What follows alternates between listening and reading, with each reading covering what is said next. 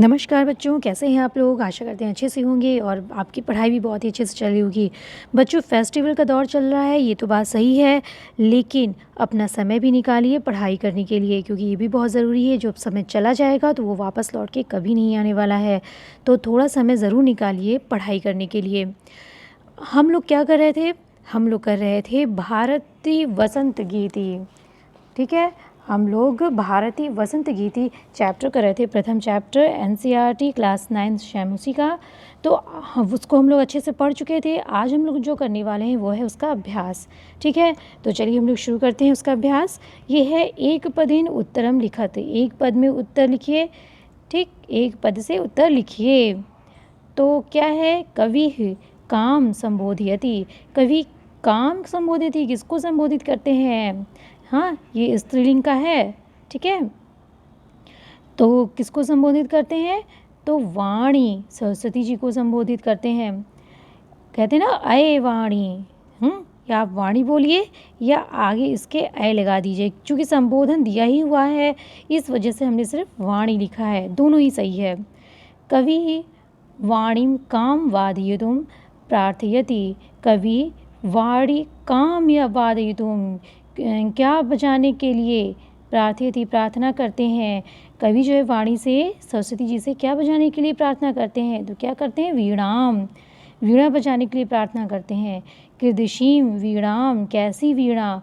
अब कृदिशीम, जब हम विशेषता के ऊपर प्रश्न बनाते हैं तो क्या होता है? कृदिशीम, कृदिशीम वीणाम निनादयितुं प्रार्थयति। किस प्रकार की वीणा बजाने के लिए प्रार्थना करते हैं? तो कैसी वीणा? नवीनाम वीणा, नई वीणा। ठीक है, नए प्रकार की वीणा जो भारतवासियों में मतलब कि नवीनता का संचार कर दे, उत्साह का संचार कर दे, इस प्रकार की वीणा को बजाने के लिए प्रार्थना करते हैं। ठीक है, फिर क्या है? गीतिम कथम गातुम, गातुम है तुमुल प्रत्यय लगा है, गातुम कथयति। गीतिम, गीत कैसा गाने के लिए कहते हैं, और गीत कैसा गाने के लिए कहते हैं? ललित नीति लीनाम, ललित नीति से, मनोहर नीति से युक्त गीत को गाने के लिए कहते हैं। सुंदर नीतियों से युक्त गीत को गाने के लिए कहते हैं। सरसा रसाला कदा लसंती, सरसा रसाला कदा लसंती। सरस आम के वृक्ष कब सुशोभित होते हैं? कदा मीन्स कब सुशोभित होते हैं। और कदा प्रश्नवाचक चिन्ह तब लगता है जब हमें समय से संबंधित प्रश्न को बनाना पड़ता है। ठीक है, तब हम कदा से हम प्रश्न बनाते हैं। तो कब करते हैं? वसंते, वसंत में, वसंत ऋतु में। ठीक, चलिए नेक्स्ट करते हैं। नेक्स्ट देखिए क्या है, ये थोड़ा सा ठीक है, आपको दिखाई पड़ रहा होगा। अधोलिखितानां प्रश्नानां उत्तराणि संस्कृत भाषाया लिखतः। नीचे लिखे हुए प्रश्नानां उत्तराणि, प्रश्नों के उत्तर संस्कृत भाषा में लिखो। तो क्या है भाई? कवि वीणा पाणिम किम कथयति। कवि वीणा पाणिम, वीणा पाणी किसको बोलते हैं? सरस्वती जी को ही बोलते हैं। पाणी मीन्स हाथ में, वीणा मीन्स वीणा, तो हाथ में वीणा जो लिए रहती हैं वो कौन है? सरस्वती जी हैं। किम कथयति, क्या कहती हैं? तो क्या कहती हैं भाई? कहती हैं कवि वीणा पाणी से क्या कहते हैं, यानी सरस्वती जी से क्या कहते हैं? तो कवि वीणा पाणिम कथयति अय वाणी नवीनाम वीणाम निनादय। हे सरस्वती माँ, नवीन वीणा को बजाओ। ठीक है, चलिए नेक्स्ट देखते हैं। वसंती किम भवति, वसंत में क्या होता है? तो वसंते सरसा रसाला लसंती कोकिला च कुंजंती। वसंत में सरसा रसाला लसंती, सरस आम के वृक्ष, आम के जो वृक्ष हैं वो सुशोभित होते हैं, और कोकिला, कोयल कूजती है, कूकू करती है। ठीक है, सरस्वत्या वीणां श्रुत्वा किम परिवर्तनम भवतु इति कवे इक्षाम लिखत। सरस्वती की वीणा को सुन करके, श्रु धातु में त्वा प्रत्यय लगा है, सुन करके, किम परिवर्तनम, क्या परिवर्तन, भवतु हो इति कवे इच्छम लिखत, क्या परिवर्तन हो, ऐसे ही कवि की इच्छा को लिखिए। ठीक है, क्या इच्छा है भाई? तो क्या परिवर्तन होना हो? सरस्वत्या वीणां श्रुत्वा भारतीय जनमानसे नवचेतनायाः संचारः भवतु। सरस्वती की वीणा वीणा सुन करके सरस्वती इत्या, ठीक है, इसमें यड़ संधि हो गई है आपकी यहाँ, ठीक है। तो क्या हो गया भाई, वीणा को सुन करके, श्रुत्वा सुन करके, सरस्वत्याः वीणां श्रुत्वा भारतीय जनमानसे, भारत के जनमानस में नव चेतनाया, नई चेतना का संचार हो, ये क्या करती हैं, ये कामना करते हैं, भवत होना चाहिए, इति ऐसा कवि इच्छा अस्ति, कवि की इच्छा है, ठीक है। सरस्वती जी की वीणा सुनकर के क्या परिवर्तन होना चाहिए, तो नव चेतना का संचार होना चाहिए, ऐसा भारत मानस में परिवर्तन होना चाहिए, ठीक है, यही कवि की इच्छा है। फिर क्या है, कवि ही भगवतीं भारतीं कस्या नद्याः तटे, कुत्र, तटे कुत्र मीन्स कहाँ, मधु माधवीनां नतां पंक्तिम अवलोक्य वीणां वादयितुं कथयति।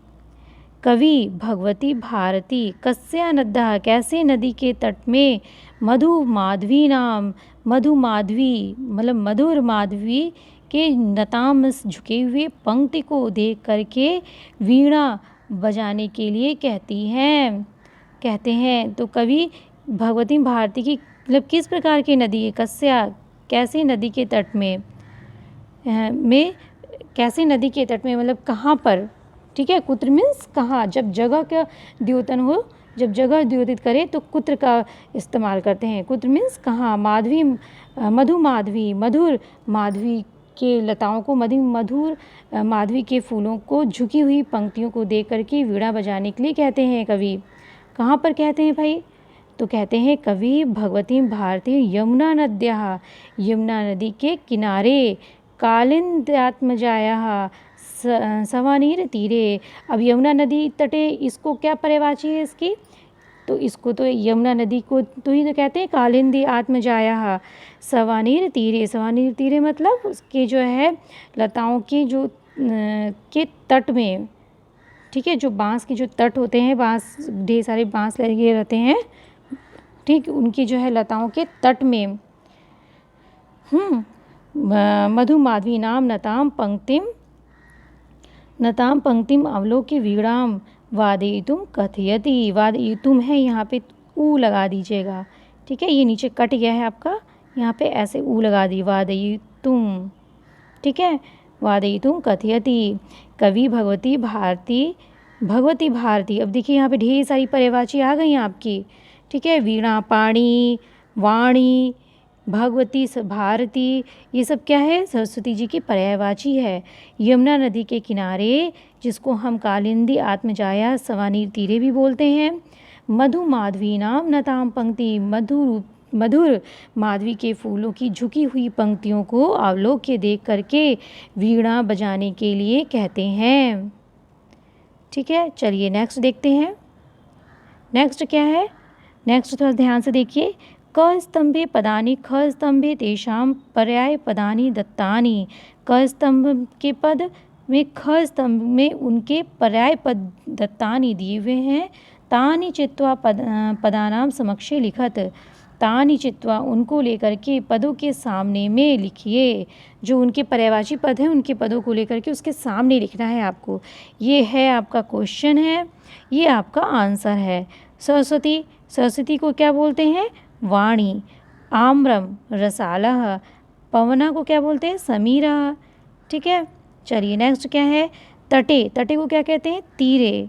तटे मीन्स तीरे, किनारे। और भ्रमराणाम मीन्स अलीनाम, ठीक। अधोलिखितानि पदानि प्रयुज्य संस्कृत भाषाया वाक्य रचनाम कुरुत। नीचे लिखे हुए पद को प्रयोग करके संस्कृत भाषा के वाक्य की रचना करिए। अब ये देखिए, ये सारे शब्द निनादय, मंद मंदम, मारुतः, सलीलम, सुमनः, इनकी आपको वाक्य रचना करना है। तो ये वाक्य रचना दिया हुआ है। निनादय मीन्स बजाओ, अय वाणी वीणाम निनादय। हिवाणी, हे सरस्वती माँ, वीणा को बजाओ। मंद मंदम, धीरे धीरे होता है ना इसका अर्थ। मंद मंदम पवन वहती, धीरे धीरे पवन बहती है। मारुतः, मारुतः मीन्स वायु, मारुतः वहती, हवा बहती है। इस तरह वाक्य में प्रयोग हो गया। छोटे छोटे शब्द को लेकर के वाक्य में प्रयोग आप कर सकते हैं। वाक्य बनाइए छोटे छोटे शब्दों का और उसको वाक्य में प्रयोग कर लीजिए भाई, वो सारे शब्द आ जाएं। देखिए कितने छोटे वाक्य हैं। सलीलम, सलीलम जल, सलीलम शीतलम भवति, जल शीतल होता है। सुमनः मीन्स पवन, सुमनः विकसति, सुमन यानी फूल खिलता है, विकसित होता है। चलिए नेक्स्ट देखते हैं। नेक्स्ट क्या है? नेक्स्ट देखिए बहुत ही छोटा सा है, इसको थोड़ा बड़ा कर लेते हैं। इसमें जो आपका ये है ये कट रहा है, लेकिन फिर भी आपको समझ में आ जाएगा। क्या कह रहा है? प्रश्न आलोक्यस्य आशयम हिंदी भाषायाम आंग्ल भाषायाम व लिखत। ठीक है, जो आपका जो प्रथम नहीं क्या है, प्रथम श्लोकस्य है, सॉरी मुझे दिखाई नहीं पड़ा। प्रथम श्लोकस्य, प्रथम श्लोक के आशय को हिंदी भाषा या आंग्ल भाषा अंग्रेजी भाषा में लिखो। तो हिंदी में लिखिए, अंग्रेजी में लिखिए, आप हिंदी में लिखिए। ठीक है, तो क्या है उत्तर? आशय यह है कि ऋतुराज वसंत के आगमन पर, आपके फर्स्ट श्लोक का आशय है, आगमन पर आमों पर बौर आ जाता है, कोयले कूकने लगती हैं। ऐसे मनमोहक वातावरण में सरस्वती से प्रार्थना की गई है कि यह वह नई वीणा बजाए एवं सुंदर नीति युक्त कोमल गीत गाए, ताकि जनजीवन में नवीन प्रेरणा का संचार हो। ठीक है, और अधोलिखित पदानाम विलोम पदानी लिखत, विलोम शब्द लिखिए, ये बहुत इंपॉर्टेंट है, ये अक्सर ही क्वेश्चंस पूछे जाते हैं, तो इसको ज़रूर जो है याद करिएगा। कठोरतम का क्या है? बहुत इजी है। कोमल, कठोरतम, कोमलम, कटु, मधुर, कटु मीन्स कड़वा, मधुर मीन्स मीठा। शीघ्रम, चिरम, चिरम मीन्स दीर्घ। देखिए इसमें छोटी ई की मात्रा लगी ना, चिरम, चिरम, चिरम छोटी की मात्रा लगे, चिरम मतलब होता है दीर्घ, लंबा। ठीक है, दीर्घ, लंबा। और यदि हम कह दिए चीरम मीन्स क्या हो गया? कपड़ा। ठीक है, ये तो आपके मात्राओं से ही शब्द की अर्थ बदल जाते हैं, इसीलिए कहते हैं कि हमें शुद्ध उच्चारण करना चाहिए। तो क्या है? चिरम, शीघ्रम, चिरम। प्राचीनतम, प्राचीनतम तो क्या हो जाएगा? नवीनम। नीरसः, नीरसः का सरस, नीरस होना, बोरिंग, क्या हो जाएगा इसका? सरस, सरस है, सुलभ है, ठीक, सरल है। तो ठीक है, ये आपका जो था मेरे, हाँ ये आपका क्वेश्चंस यहीं पे ओवर होता है। ये चैप्टर आपका फिनिश हुआ। अब हम लोग अगले वीडियो में मिलेंगे नेक्स्ट चैप्टर के साथ में, और इसी तरह सारे इसके अभ्यास व्याकरण के साथ हम लोग करेंगे। इसके एक एक क्वेश्चंस, इसमें जो जो व्याकरण बन सकते हैं वो सारे व्याकरण को देखते हुए हम, और सारे शब्द के शब्दार्थ को देखते हुए हम लोग आगे बढ़ेंगे, ताकि हम लोग की जो संस्कृत है वो बहुत ही बेस्ट हो जाए। ठीक है, और हम लोग अनुवाद भी बहुत ही अच्छे से कर सकें। तो यदि ये क्लास आपको बच्चों अच्छी लगी हो तो इसको लाइक ज़रूर करिए, और अपने दोस्तों को शेयर कर दीजिए, ताकि वो भी इस क्लास का लाभ उठा सकें। और समय ज़रूर निकालिए, इस फेस्टिवल के माहौल में भी आप समय ज़रूर निकालिए पढ़ने का। ठीक, और जब आप सब्सक्राइब, यदि अभी तक आपने सब्सक्राइब नहीं किया तो सब्सक्राइब ज़रूर कर लीजिए, और पास में जो बेल आइकन है उसे ज़रूर दबाइएगा, ताकि जितनी भी मैं वीडियोज़ डालूँ वो सारी नोटिफिकेशंस आप में आ सके और आप इस वीडियो का लाभ उठा सकें। तो हंसते रहिए और मुस्कुराते रहिए।